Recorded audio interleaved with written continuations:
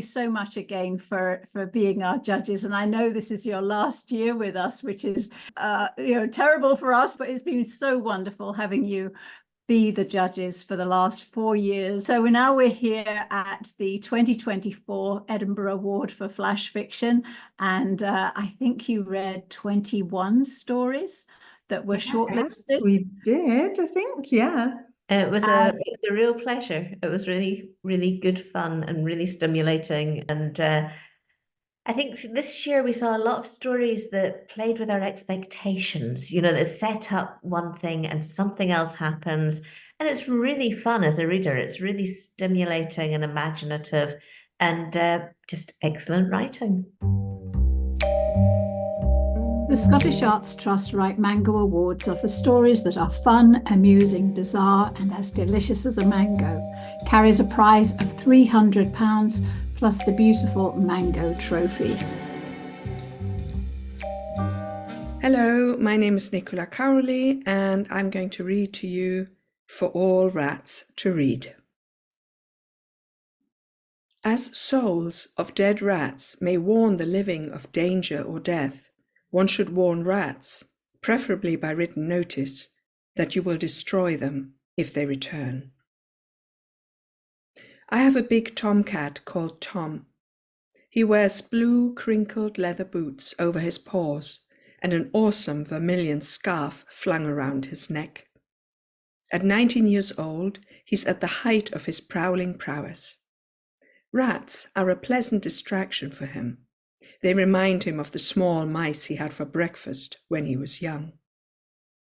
When he gets a whiff of a rat under the floorboards or hears a heavy scurry in the attic, he puts on the small onyx cross his mother gave him before she died and disappears for an extremely short time.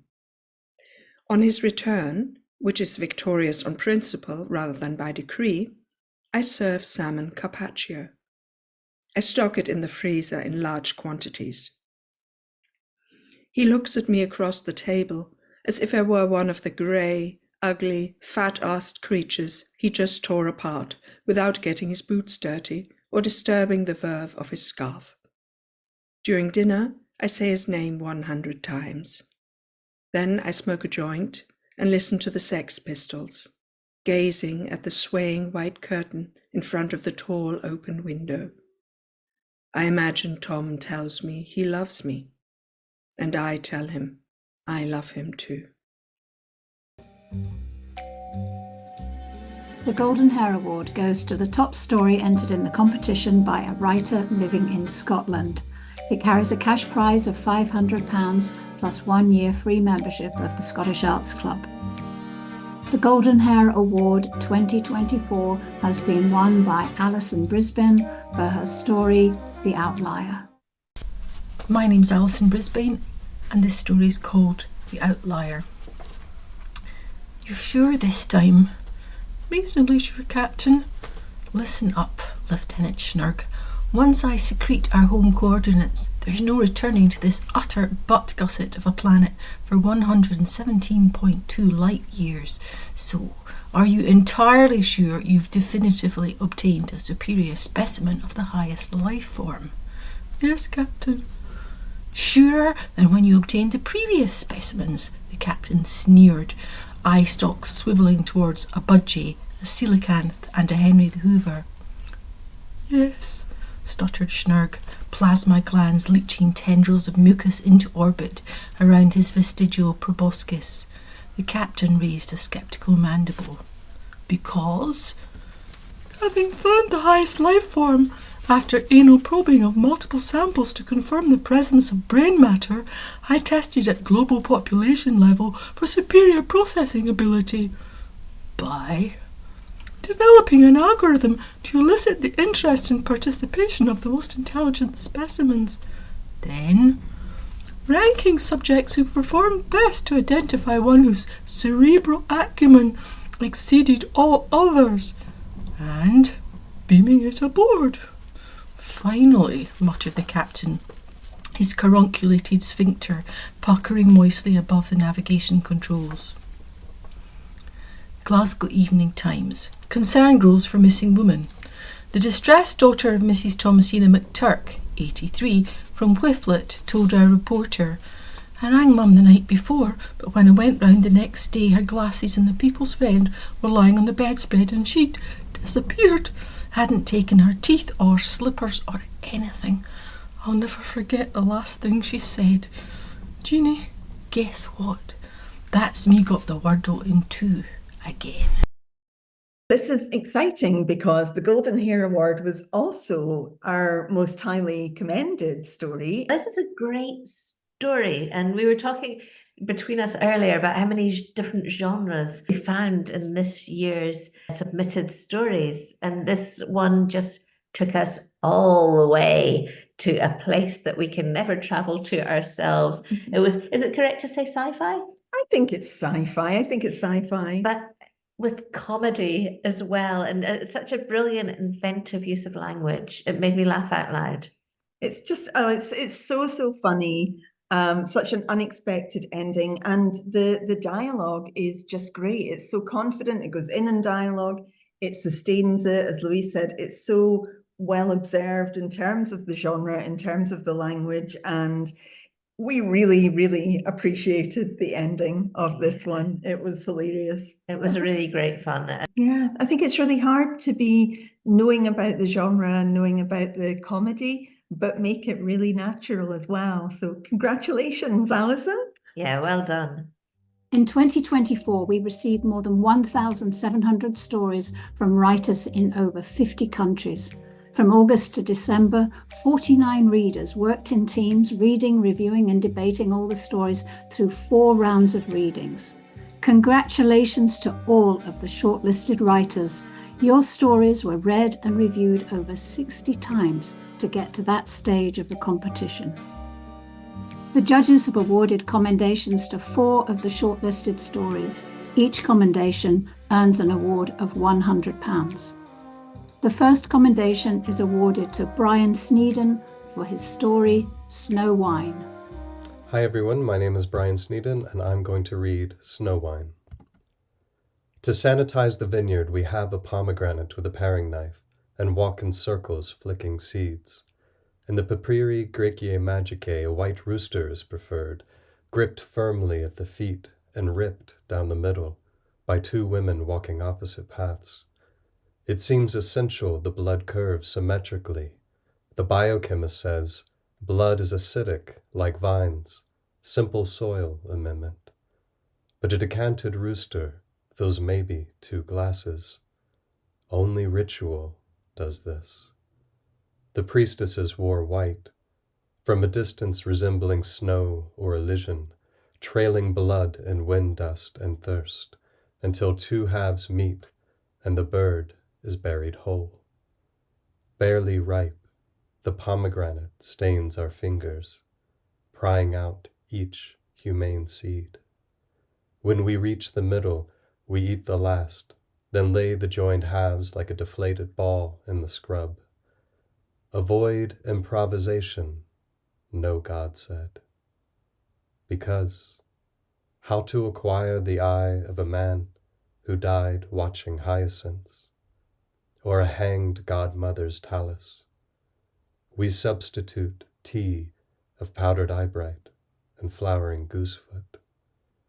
In this way we avoid pesticides, chemical fertilizers, late blight, early frost, neighbors, strays. In June, thunder gifts us new rabbits. By August, the grapes flicker like sleeping eyelids, and later we'll harvest them delicately with hands braceleted in wasps. How to officiate 2 acres of future seabed. The source text falters. Inside its missing fragments, static furls like within a seashell. You say, place a cicada on your tongue and wait. Thank you. It's really original, really lovely lyrical writing. And yeah, just so unusual and so atmospheric. I really enjoyed this one. I thought it was a really interesting, unusual piece. Again, it took us to somewhere else. You feel like you're in a beautiful film or photograph or just traveling into space. And I really thought it was beautiful. It is, and yet it's creepy too, isn't Yes. it? There's so much, oh my goodness, yeah. How to acquire the eye of a man who died watching hyacinths. It's, yeah, just great line. And beautiful last line too, and so intimate as well. You know, it's using all those references, but it works out as something really intimate. The judges awarded the next commendation to Fast Lane, a story written by Fiona Ricthie Walker. Andrea offers her friend the damp swimsuit. Borrow mine, I'm done. Early meeting today. Mia takes the low-cut blue and gold, so different from her plain black, forgotten at home. How long since they shared clothes? University? Andrea always borrowing blue to match her eyes. Goggles on, Mia swims between tadpole heads, cold, frisking her bones. Only Vin in the fast lane. On impulse, she follows his white water to the deep. At the turn, a hand, firm between her legs. Mia gasps, smiles, draws her husband close. But Vin's eyes can't lie. Behind the goggles, he was expecting blue. It was a really beautiful piece, full of tension. Oh yeah, and it was irresistible because this is the shortest story that we read. It may be the shortest story that we've ever read in the competition, and it did it all in so very few words. Really clever writing, really clever. And wonderful use of colour. A commendation has been awarded to All That Remains by Denarii Peters. All that remains. I am temptation, an illicit thrill, the old witch's last and greatest creation. Come closer, see how I sparkle. Iridescent green, purple, blue. Inside this tiny bottle, I could be a dragon held suspended, or merely oil on water. That's right, take me in your hand, hold me to your eye. What do you see? Floating fragments of precious metals, crystal rubies and emeralds, all of them changing, flowing, coalescing. What am I? What did she bring into being with her mixture of blood and herbs gathered on a cold midnight beneath the full moon? Could I bind your lover or destroy your enemies? Will I bring you wealth or end all your hopes? There is only one way to find out, and that is not to replace me on the high dusty shelf for another to discover. You came in here to seek anything she might have left behind, bringing with you the reek of her burning flesh. You would have been her apprentice if she had let you. So yes, you could be right. I may be meant for you alone. I am all the magic that remains in this place. There are no incantations for you to take away, no books in a sealed chest. She never did learn to write. So what am I? Her final gift or her final curse? It all depends on what she knew, whether or not she guessed the one who betrayed her was you. Again, it's just sort of leading us into this completely different world that has is full of atmosphere. Really good voice in this one. I think the strength of the voice really attracted us to it, and good build right up to a shock at the end, a nice sharp shock surprise at the end of the piece. So a really good one. And this is another one that I'd love to see some short filmmakers getting together with our short fiction writers, because this would look beautiful on the screen. It's beautiful on the page, but I could just imagine somebody making a fantastic 15-minute short from this. Yeah, and maybe a few similarities with Snow Wine in terms of themes and images, but completely different in terms of style. For the final commendation, the judges chose Back to Life by Honor Somerset. Back to life. There is liver in the fridge, Susanna's liver. Not a crime scene, just that Susanna seems to have fallen apart, or rather her life has so fallen apart that her body has too, leaving parts of her scattered around the house, a heart in the bedroom, a stomach in the study, a couple of kidneys in the bathroom. Somehow her legs are still walking, lost, going in one direction then another, bumping into walls. The mechanics are there, some of them at least, but no whole, no backbone, her spirit slumped in the corner, motionless. A pile of post, not a cat on the mat, but post on the flat, wiry matting gathering dust. Outside, a whistle of wind and a scuffle. A shriek, a yowl, and a bundle of fur crashes through the cat flap, coming up short against a chair leg. In the distance, the scream of a fox recedes. A tongue licks a paw, washes a small ear, which flicks, alert. A nose twitches, and 4 paws go exploring. Chase Susanna's legs and scratch them to a halt. A paw pokes the slumpy mess in the corner. Move! From under the sofa, another paw yanks out a spine, and a nose nudges Susanna's hand. Feed me! Her fingers caress the furry head, which leaps away. Feed me! And she follows, gathering herself together, into the kitchen. Later, in the bedroom, her hand shoots to her chest, surprised to find a heart, once more, beating. Another really unusual story, you know, that first line, there was liver in the fridge, Susanna's liver. You think, oh, you know, it sets up something, but actually what it sets up is different. You know, it's something different. It's not what it seems. And that was a really clever progression. And I have to say, we found the cat just irresistible in this one. Our own furry friend has been wondering about trying to join the Zoom, and we loved that it turned from something that seemed so dark and indeed horrible into something redemptive and hopeful. Yes, it was great. It was and different from every other story that we've read. Third prize in the Edinburgh Award for Flash Fiction carries a cash award of £250 plus 1 year free membership of the Scottish Arts Club. Zoe and Louise have awarded third prize to The Good Storyteller by Terri Mulholland. The Good Storyteller. You're telling me a story, like the good storyteller that you are. But you're playing hide and seek in the spaces between words. In the gap between where the story starts and where it ends, you're dancing around, drawing things out. I'm impatient. I want you to get straight to the heart of the tale, the meat of it, the bit where things happen. But you're taking your time, carefully setting things up, laying the table for the once upon a time. You're straightening the tablecloth, arranging the plates, the glassware, getting everything ready to bring in the happily ever after on a platter.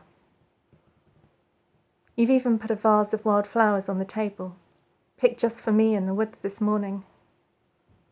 But I'm still waiting for you to get past what happened after you entered the woods and followed the path to the cottage. What happened after the wolf opened the door? I know you must have escaped, because here you are, telling me the story as you polish the silver cutlery. But now you're setting out a knife and fork at a place setting for one, and you're looking at me with those hungry eyes, and I realise you're not going to tell me what happened next. Like the good storyteller that you are, you're going to show me. Well, it's a very apposite title. Yeah, congratulations. This is super interesting. I loved it. I think that stories about stories are really difficult to do. And I think retellings of fairy tales often are a bit cringy, or they fall a bit flat because they're still so familiar to us. But this was such an original take. I mean, actually, at first, it reminded me a little bit of Ali Smith and the sorts of things that she's interested in. But there's tension building, beautifully paced all the way through this one. Yeah, and using some of the conventions, or some of the things that we're told to write, find themselves into the text of the story nicely, again, playing with our expectations. I thought this was wonderful. It was bold, it's sinister, it's humorous, and again, beautifully organized and beautifully constructed. Oh, yeah. Yeah, lovely details. The vase of wildflowers on the table is picked just for me in the woods. like the good storyteller you are, you're going to show me. It's a great ending, and not too explicit either, you know. The Edinburgh Award for Flash Fiction second prize includes a cash award of £500 plus 1 year free membership of the Scottish Arts Club. This is, I mean, the decisions were getting really difficult now, and Yeah. it was difficult all the way through, but second prize goes to In Time. In Time, a story written by Francis McCrickard. She was me mother, but that was the first time I'd studied her. Deft, I suppose, is the word. Over, under, steady, sure. She did a lot of it. The sewing, patching jeans, turning shirt collars, making Christmas stockings for us, little dresses, and one time a quilt from all kinds of material. And socks, darning. Same thing, I suppose. All by hand, needles bristling on Ma's hedgehog, the wee cushion she'd made from scraps and stuffing. She even embroidered an altar cloth for down the road. We went into outer space under it as she sewed the big red letters on the white strip, Sanctus, Sanctus, Sanctus. Genius with them fingers, somebody said the family do. Sure a lovely touch those fingers have, Da added. He winked at her. She frowned, and then she smiled. Long, thin fingers my mother has, but like padlocks on wrists I remember when we walked past the checkpoints to the shops or school. She can do all them fancy stitches, cross, chain, blanket. Blind's another. This one wasn't blind. Over, under, under. She used a local linen thread she told me was fine but strong and really for shoes, or maybe chairs. I didn't think she'd let me watch. Old enough, Da said. A sad reality, she said. McCann fainted a couple of times, shuddered, and came round again. Ma tied a knot deftly, cut the thread, breathed deeply. Da gave me the stubby bullet, deformed, he said, by striking the bone. This was, again, beautiful. It was original, and part of what I liked about this story, in a very, very short word space, it slowly unfolds, and we're invited in, and yeah, bit by bit things unpeel, and the story reveals itself. And I think this, for me, this is one of the stories that it really creates a whole world, and it is a world that we know something about. You know, it is something that's familiar to some extent, but it does it with so much detail, and it grounds it so beautifully in a family's experience and in a child's eye view. The ending is a surprise, but it's not like a twist in the tail. It's not contrived. It's actually really quite powerful, really effective. Yeah. And again, fabulous use of dialogue to act as characterization. I think the characterization is really deft. And it's such a short piece, and yet it has so much depth of vision. Yeah, and something sort of lovely about the object at the end, that sort of intimation of memory for the child, you know, a thing that will always be remembered, and maybe the object that will be held on to. It's, very good piece. Now we come to the winner of the 2024 Edinburgh Award for Flash Fiction. This carries a cash prize of £2,000 plus 1 year free membership of the Scottish Arts Club and our fabulous new Edinburgh Award for Flash Fiction trophy. Should we say it together? So the first prize goes to a brilliantly entitled story, What You Do When You Find Your Mother Dead.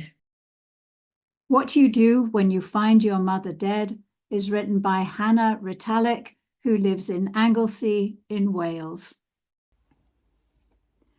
What do you do when you find your mother dead? By Hannah Retallick. Remember that you haven't removed your shoes.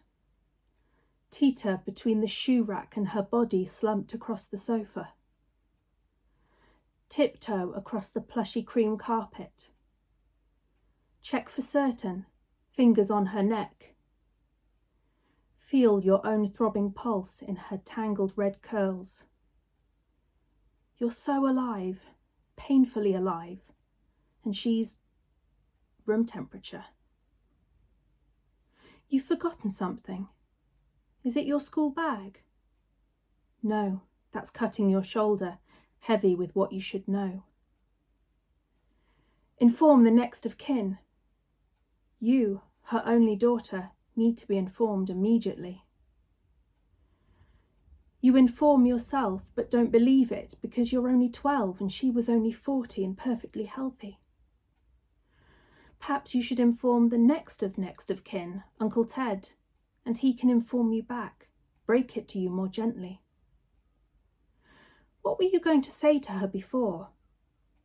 Words had hung from your lips as you stomped in, forgetting to remove your shoes. Homework, a question about tectonic shifts, something you couldn't understand. Ground shifting beneath us, the most terrifying thing you could imagine until 3:37 p.m. Yes, you check on your phone, like it might matter. Sit before you fall. Let the bag tip from your shoulder. Feel the blood surge back into your arm. Grasp your phone, all you have, and search for a number you've never needed. Google what to do when you find your mother dead, because no one ever told you, did they? They didn't think it was any of your business. Her mum is very much alive, I'm pleased to say. Oh, congratulations. Yeah, this is the titles that we didn't choose it for the title, but it's worth saying that I do always look for when you're looking down the anthology, you think, will I read an order? Oh, will I read this one with a really great title? And this is one that I would pick out, from the index of an anthology, and I would not be disappointed. It's again, it gives us a glimpse of a whole world, and it's got a rhythm that suggests the panic that the person at the center of the story is feeling. And it's also really topical, it's set in this world, our world.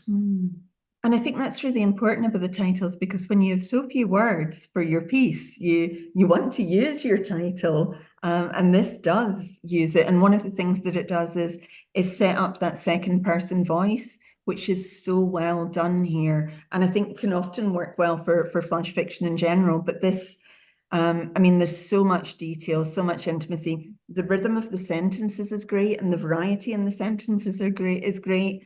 Line by line, it's really, really well written, and it's another one that builds and builds. And the ending is so well judged. Mm-hmm. The last two lines are superb.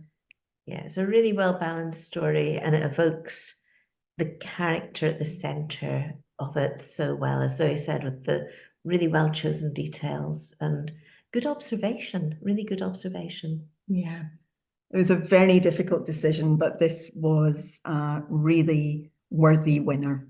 Excellent. Well, thank you so much. And thank you for all your many years of judging for the Edinburgh Award for Flash Fiction. There's so much talent there, and there's so much potential in these writers, and we wish them all the very best for their writing in the future. Oh, keep on writing, everybody.